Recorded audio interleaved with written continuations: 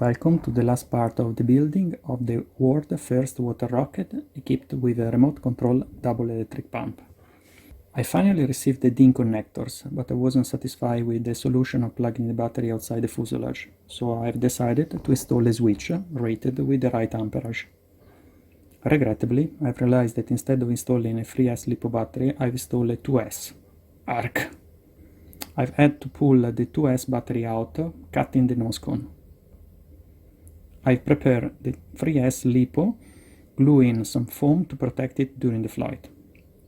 I've also designed the eyes of the crane in a better way. I've repainted the nose cone and now this water rocket is ready to fly. The switch allows me to start the rocket initializing the brushless ESC of the brushless 2208 motors that control the pumps. Please watch my previous videos about the building of this rocket.